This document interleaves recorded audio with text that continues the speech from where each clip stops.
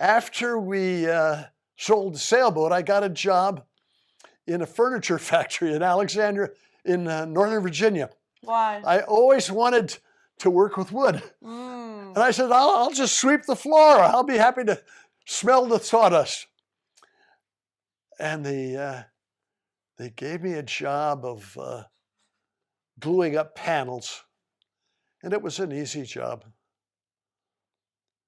That was mostly to follow a woodworking passion, or were you Well, bored after at home? I don't know that I had a passion for woodworking, Okay. but I wanted to work in wood. It was really fun. Yeah. How old were you when you were retired? Just 50, within weeks of my 50th birthday. Oh, wow. And then 2 years on the sailboat. So I was 52 when I worked in the furniture factory. And one day at the furniture factory, the boss calls me in. He says, Gary, you're doing pretty well. We're going to give you a raise, 50 cents an hour more, but we're going to give you more responsibilities. Oh, okay. Well, I found out that I couldn't tell adequately the different wood species. A panel was supposed to be one kind of wood, and I got them mixed up. So I didn't do well. But an interesting thing happened while I was there. I started getting phone calls from my buddies who were still in the FBI, from buddies who had retired. And they says, Gary, there's a job opening here coming up. And he says, you're a natural for this job. I says, yeah, well, what is it? He says, well, it's a USAID is looking for a consultant, a contractor. And he says, they've got 5 requirements. They want somebody who speaks Spanish, which I had a little bit of Spanish by then. They have to be a former investigative supervisor. I was in Miami. You have to be a forensic scientist. You have to be an ex-police instructor, and you have to be available immediately. And they says, you're the only one in the whole country who meets all of those 5 requirements. Yeah. So I called, and there wasn't just one guy called me. I think 3 different people called me with that same advice. So I called the number they gave me for an office in Washington. And he says, yeah, we've got an opening in El Salvador. It's going to be a consultant for USAID. They want to build a small lab and they want to start an investigative unit. And they said, are you interested? And I says, well, I don't know. I don't know much about El Salvador. He says, well, we'll fly you down and you spend a week talking to the people you'll be working with and you make up your mind. So they flew me down without offering me a job. And I came back and says, yeah, I'll go. I'll take it. Why? Why did you take that job? Well, I didn't have other work. So why did you have to work? Why couldn't you just be retired? I guess that didn't suit my personality. Yeah. Had to keep busy. So was it for a month or? No, it was for a year. So the whole family, I mean, you and Grant. So I signed a contract for a year. And it turns out that the USAID wanted to help local law enforcement. And one of the things they wanted to do was they wanted to develop a unit that could investigate the military, could investigate the police. It would be separate from military and police to see. Under whose purview? The government still, or well, it was the unit was created. It's just called the Special Investigative Unit. It was answering to the courts, I guess. And USAID wanted to help them build a laboratory, a forensic laboratory. And so I felt capable of doing that. The difficulty with the investigative unit was that the police and the military were both corrupt. And who's going to investigate police or military if they weren't already police or military? Mm-hmm. And so the unit was formed, and I think the attitude of the police or the special unit is, we'll go through the motions, but we don't have to do anything. And so a group of 20 investigators and 3 or 4 supervisors were formed. And I went to that unit every day and tried to get them to do stuff, but it was very, very difficult. Very difficult.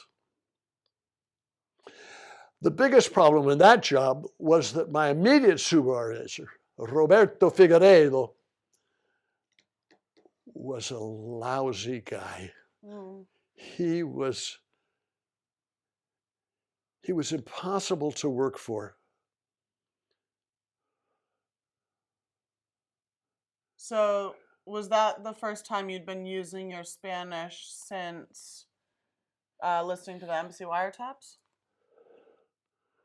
Well, none of them spoke English. Mm-hmm. I mean, my supervisor and the people in the embassy did, but none of the people, the Salvadorians that I worked with, none of them spoke English. So my Spanish immediately improved. Yeah.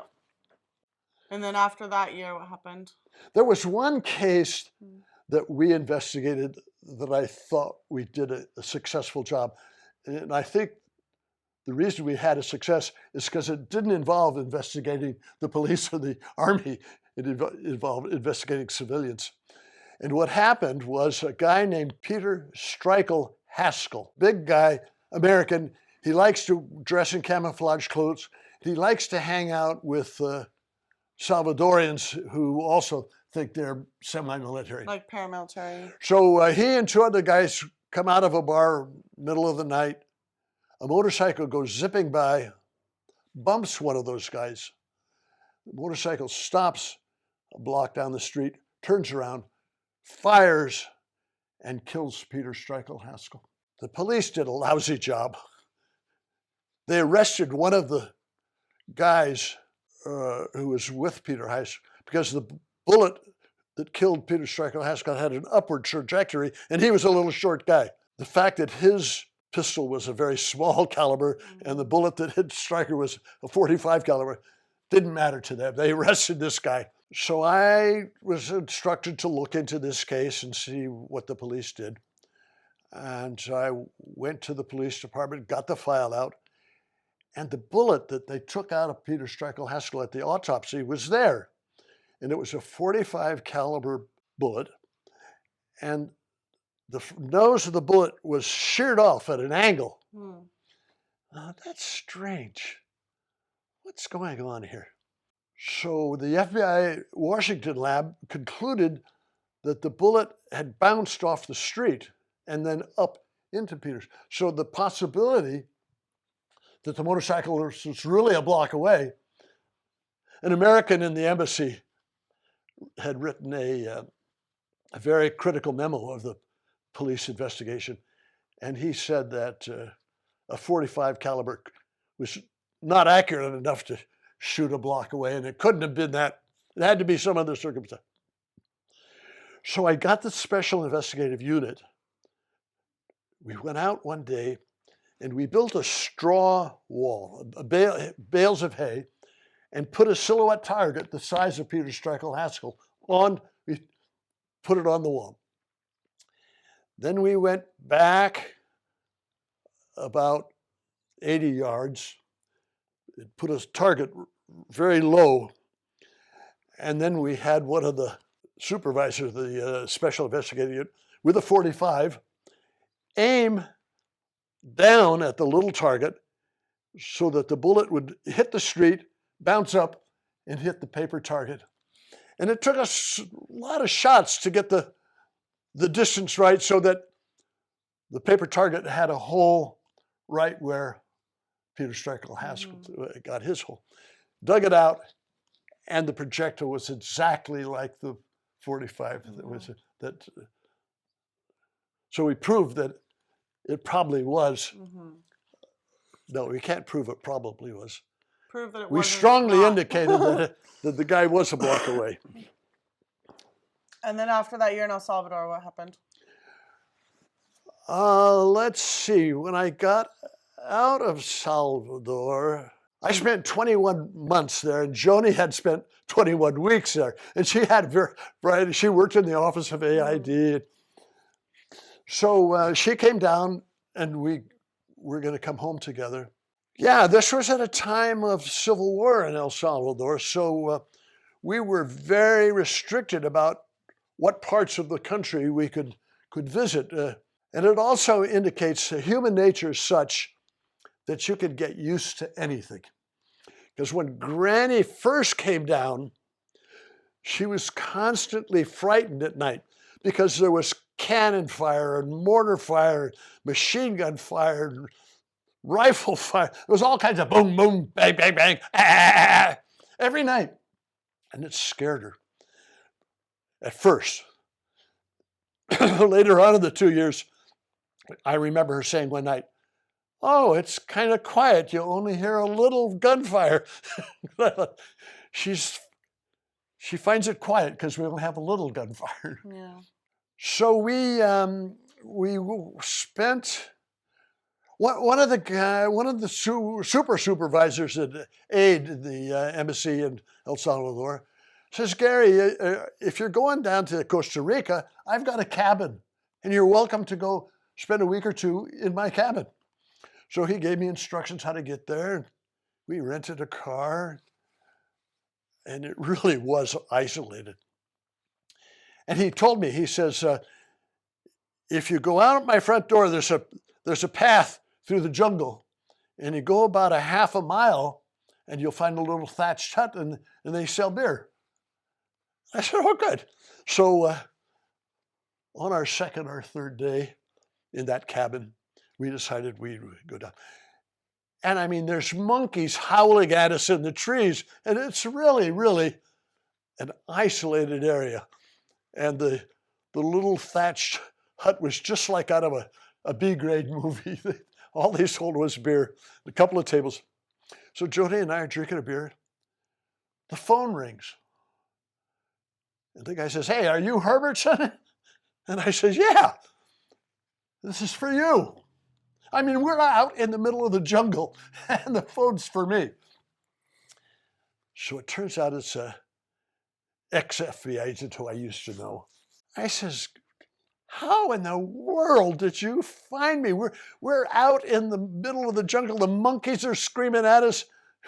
We haven't seen a car in days." He says, "FBI." But he had a job offer. He says, "The head of this unit in the Department of Justice, Washington, has specifically asked that we go find you." He was the guy who was in El Salvador before me. So I says, "Okay, when I get back to home, I'll look you up." Well, it turns out that there was a new unit just being formed. It was called the International Criminal Investigative Training Assistance Program, or ICITAP. I ended up spending 20 years as an instructor consultant with ICITAP. Mm-hmm. And that was a great job. Before these trips to El Salvador and Costa Rica, had you done much international travel, or No. you had been working and staying in domestic? Yeah. So you started at ICITAP. Granny and I had some international vacations, but nothing, no work. For like a week or something here and there. Yeah, a week or two. So I signed on as a police instructor, and I was teamed up with a guy who became one of my best friends ever, Morris Grodsky. He's deceased now. He was 12 years older than me, so he would have been 103 now. So we designed a course. It was called Overview of Investigative Techniques. And it just meant, here's an introduction to forensic science. And we taught this course to judges, prosecutors, police officials. And it was just an overview of what is evidence, what kind of things can be evidence, how does it become evidence, how does it solve your case. And it was a very successful course. We probably taught that course for over 10 years. And I complained. I told the guys at ICITAP headquarters, I says, I'm a document examiner. I want to teach document courses. And they says, you find somebody else who could teach this OIT, overview of investigative techniques, and we'll switch you to documents. So that was all you taught, basically. Yeah. What was the work schedule like? Would you fly in for a week and teach the course? Or all the would you- courses were 2 weeks each. Yeah, we would fly in with our one luggage of teaching materials and one luggage of clothes. The hotels were generally pretty close to the police training academy or wherever we were teaching. I guess I'm curious, was it like having a full-time job again, or was it more, would you pop in and out of retirement between? Yeah, it was pretty similar to a full-time job because each course was 2 weeks. Sometimes we'd have one course a month. Sometimes we'd have 2 courses in 3 months. But it was a constant. We would go home for 2 or 3 or 4 weeks, but then it was right back out to the field. So you were spending a couple weeks away from Gran frequently. Yeah. Well, that's another interesting story. At first, Granny went with me every trip. But then pretty soon she said, I don't want to go back to any extremely poor countries. It's just too sad for me. I just can't bear seeing the poverty here. So, poor countries, no more, Granny. And then after another 6 months or a year, she said, I don't think I want to go back to any country where I've already been. I just want to see new countries. I said, okay. And then another year goes by, she says, I don't want to travel when it's good weather at home. I only want to travel when it's bad weather. So pretty soon she wasn't traveling very much. Yeah. How was it being apart from her for you? Well, the truth is, at that time, we were having a little marital difficulty. And so my being away, that was El Salvador. It was kind of a trial separation. But she kept coming down, so it worked out. The ICITAP, I spent 20 years with ICITAP. And I think the biggest thing I learned is the value in knowing cultural differences. When I first went to El Salvador, I kind of had the feeling that everybody in the world thought pretty much alike. I didn't realize how big cultural differences would be. I just had no idea. Can you give me an example? Well, the first example that comes to mind is an elevator in a tall building.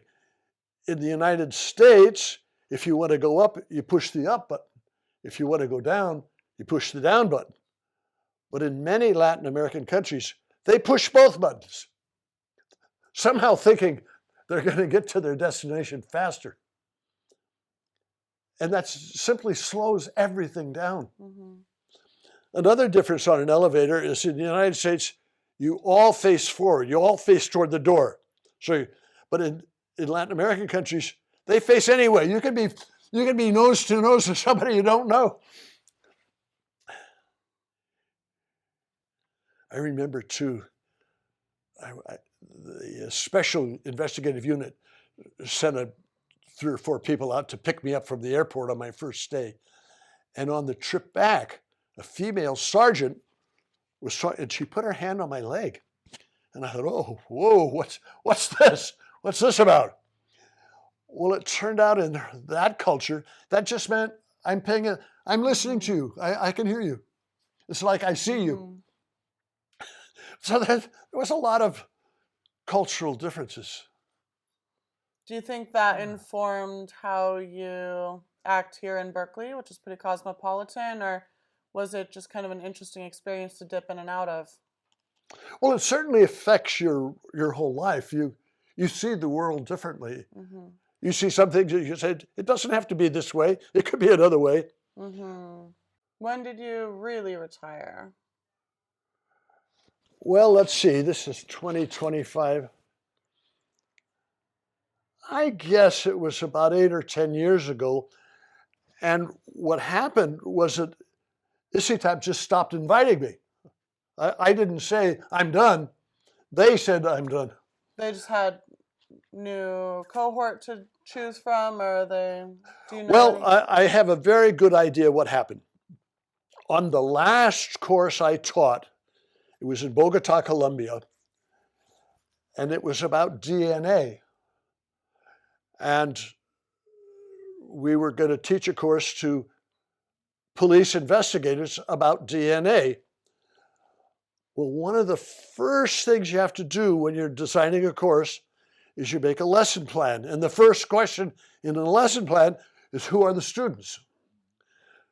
Well, in this case, the students were undereducated police investigators who will maybe never use DNA. So designing that lesson plan would require a fine balance between teaching them something, but not overwhelming them, not giving them information that's worthless. Well, it turns out that every ICITAP course had 2 instructors and a tag-along, an administrator, a coordinator, a facilitator. Well, on this course, the facilitator was on his first ICITAP trip.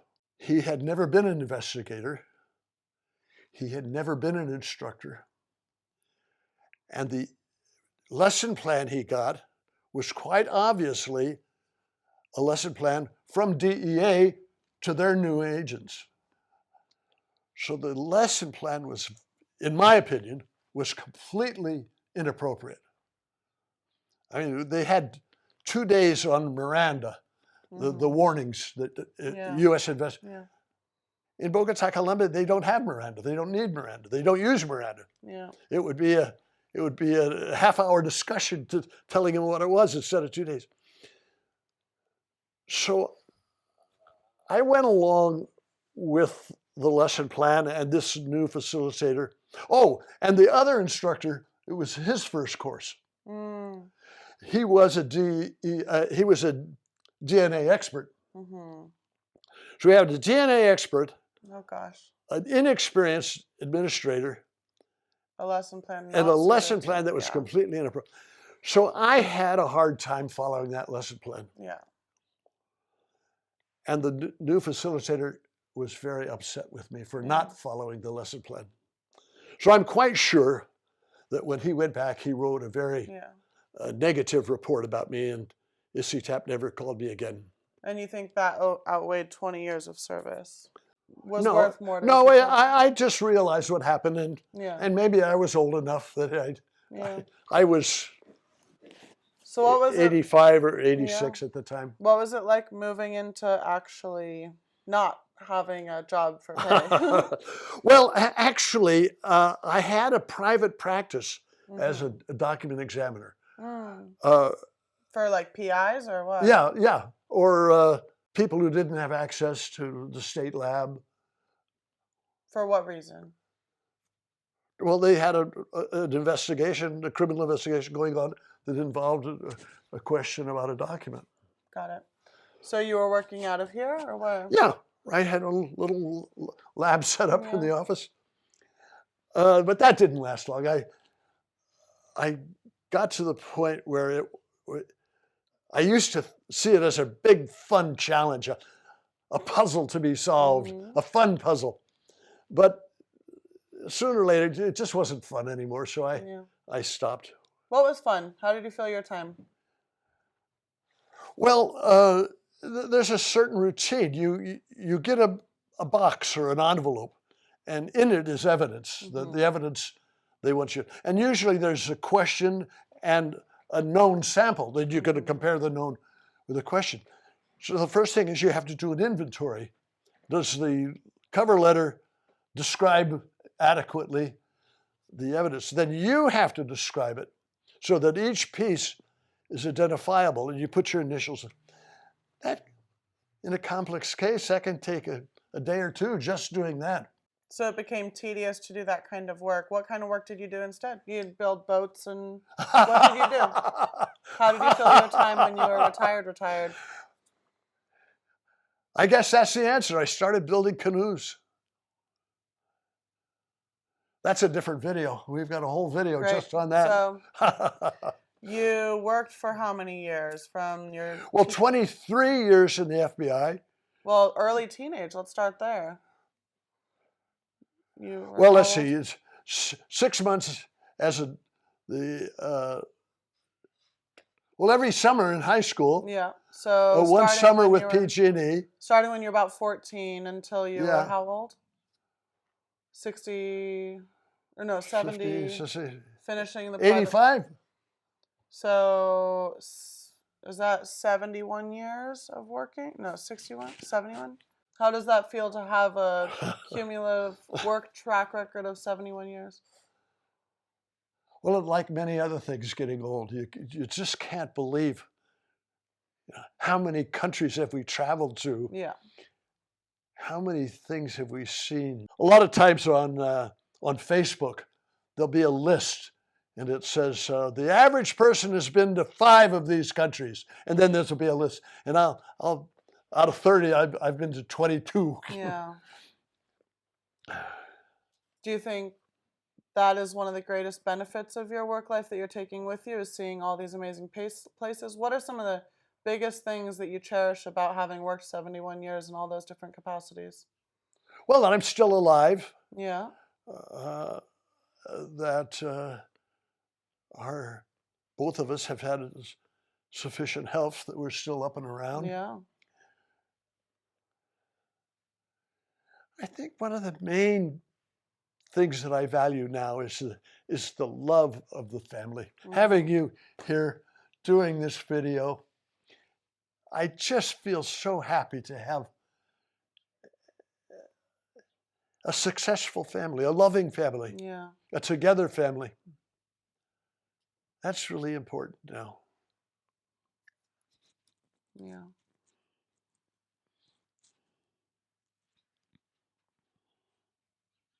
What are you thinking? I'm thinking that maybe this conversation's over. Well, thank you for sharing with me. Yeah, I've always said that for me, memories are like little snapshots, and you look at one, and that reminds you of the one. You look at that, and that reminds you of 2 others, and pretty soon there's a whole flood of memories coming back.